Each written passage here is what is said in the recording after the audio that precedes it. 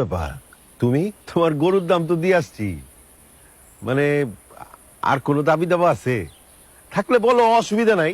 আজকে ঈদের দিন, দরকার হলে কিছু টাকা দিব না, বলো। আমি এই জায়গায় টাকার জন্য আইনি। তাহলে কেন আসছো? গরুটারে নিজের হাত দিয়ে পালছি তো, এই হাত দিয়ে খাওয়াইছি, গোসল করাইছি, আদর করছি তো, শেষবার মতো দেখতে আইছি। ভালো ভালো করছো, ভালো করছো।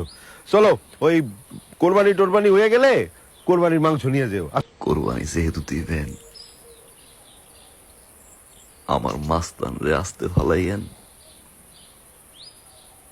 যাতে ওর জানটা কষ্ট না পায়।